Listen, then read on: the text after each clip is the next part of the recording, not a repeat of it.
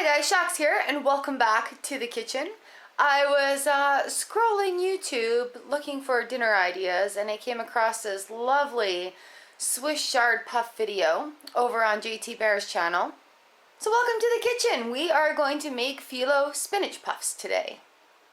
Here we go. I'm just gonna wing it. I have no recipe. Let's go. So I'm gonna make some spinach puffs.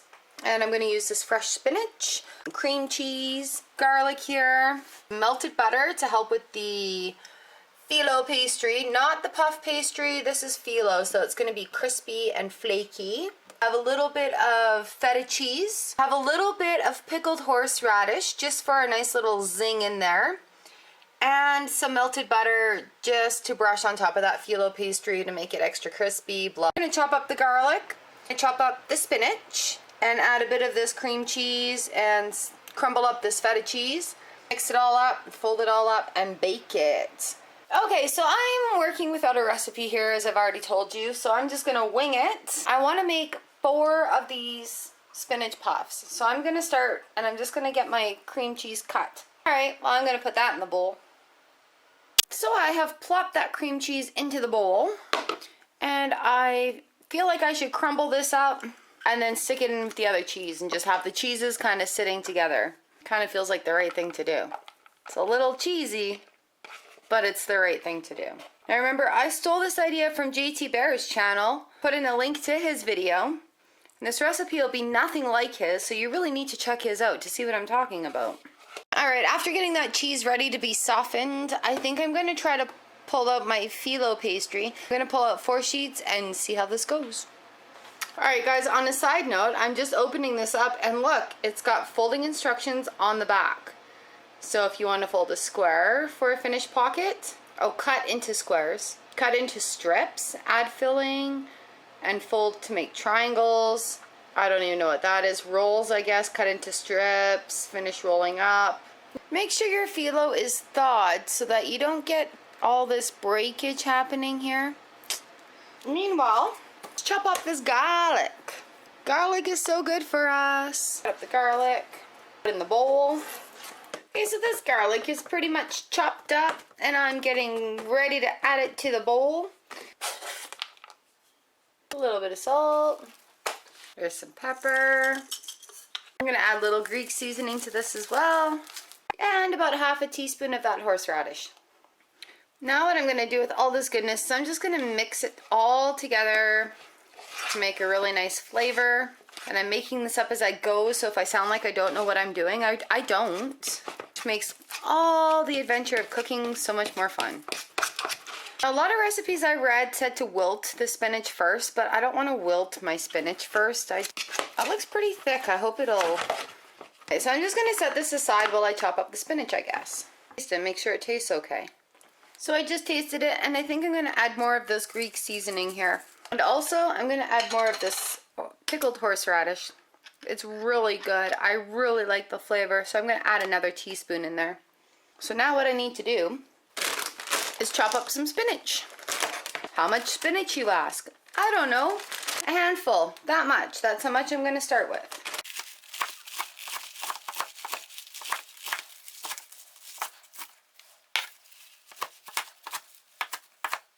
Oh right, I'm only making like 4 of these. I don't know, I'm chopping it to make it smaller. If you wilt the spinach, it's going to be way smaller anyway. Looks good and chopped up.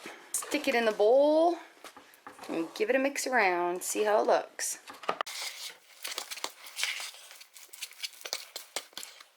So maybe wilted spinach is easier to mix into your cheese mixture. This chopped up stuff's looking pretty good. I'm using a fork to kind of just mash it in together like this.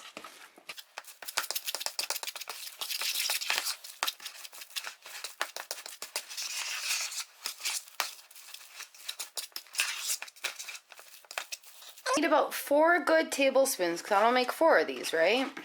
I can use a little bit more spinach, a handful and a half. Chop this up and mix this in. I'll show you what it looks like afterwards. So here we go. I've got some more spinach mixed in here. I've brought out my little silicone spatula. I love silicone in the kitchen. It is so handy. Easy to clean. I love using it. Oven safe, dishwasher safe. Oh yeah. This is like actually one of my favorite kitchen tools right now. I'm going to divide this into 4 and then figure out what I'm going to do with this phyllo pastry. So there, I've got 4 parts because I want to make 4 spinach puffs, Spinach pita, whatever you want to call them. You just want to make sure you've got like even filling for each one. So I kind of like to separate things out before I fill them.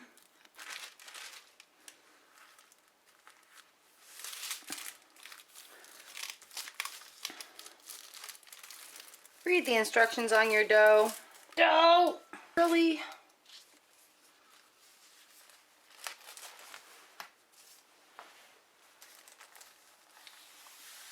This phyllo is not playing very nicely. 1, 2, 3, 4, 5. Because I'm taking an extra one. This phyllo does not look like it's playing very nicely. Rip the one below it. Oh well. Might as well take this one too, otherwise it'll just wreck them all. Okay, so this one that got ripped, I'm just gonna toss it aside. And these other ones, you know what? I put the box away and I didn't check on how to fold them. Well, I'm just gonna do my best to contain some stuff. Oh my gosh, this is so bad. I'm gonna put some of the filling in here and then see how I can get it folded around. Get your little brush handy and your melted butter. My butter does not look melted anymore. I have to remelt it now. And it's also at this point right now where we're getting ready to put things in the oven that I'm warming up the toaster oven because it takes less time to warm up than a regular oven. My butter is now melted.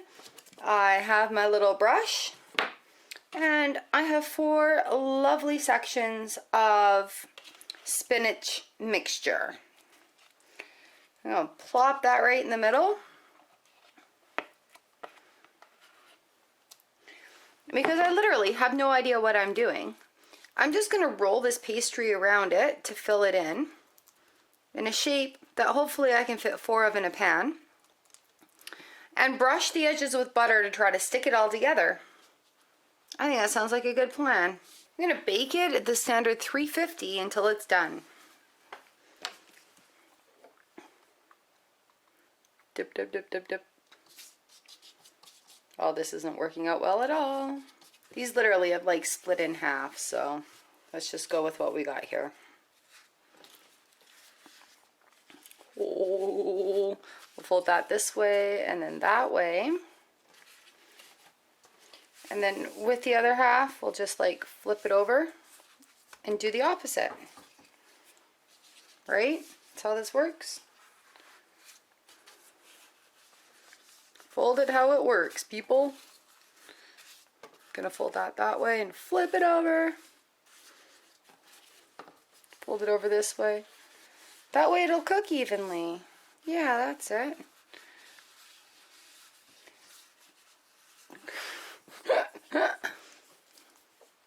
And I'm gonna put a little butter right there to help seal it up. Flip and stick. Oh, see, that looks beautiful into the pan. And we're gonna attempt to do this 3 more times. Oh, this piece isn't cracked.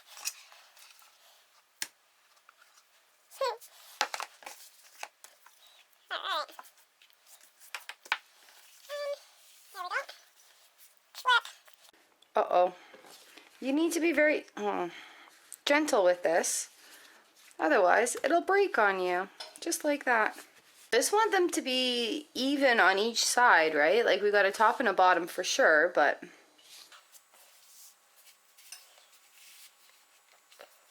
You gotta be very careful with these things. Oh, see, this one looks nicer. Into the pan. Oh, look at that. Beautiful, beautiful. Butter it up. Fold it over. Stick it in the pan. And number 4.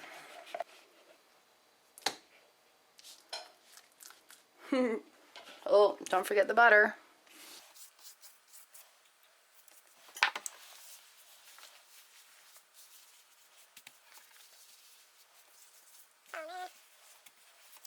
All right, and into the pan. Kind of touching, and they probably shouldn't be, but they are. I'm gonna stick it in the oven at 350 degrees. Check it after 10 minutes. I'll let you know how it goes. Haha, silicone baking gloves. I told you I love silicone in the kitchen. Alright guys, it's been 10 minutes. Let's have a look and see how this is doing. Oh, pretty. Woo. Okay, that's not sticking. That's good to know. They're starting to get a little brown, a little golden. I'm going to say at least another 10 minutes. Okay, so it's been another 10 minutes, so 20 minutes in total. Let's have a look at these. Oh, you can't even see the one that puked all over the place. Oh, two of them did. You see that? Right there and right there. These are nice and crispy. Little brown on the bottom. Ooh, I think I want these a little bit more golden on top. They look, oh, that one exploded too. They look a little pasty, so I'm gonna give them 5 more minutes. Okay, final 5 minutes. These things are smelling amazing. The biggest thing about cooking is follow your nose and your eyes. You can see when something's done. You can smell when something's done.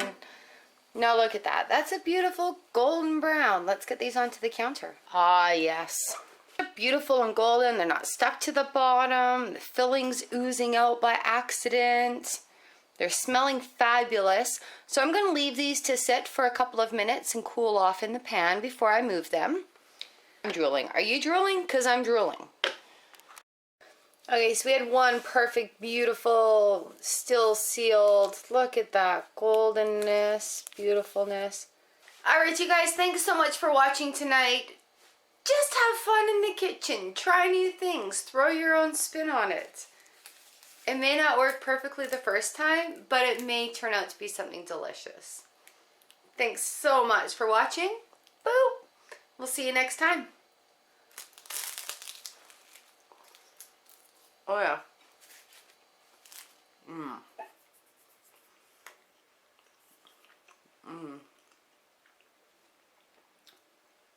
That extra 5 minutes definitely just puffed up that pastry a little bit more. Oh, it's nice and tangy. And the fresh taste of the spinach is lovely. And the cream cheese. Oh, it is so good. Go and try this. Make it at home. Alright guys, we'll see you next time. Have a great night. Bye.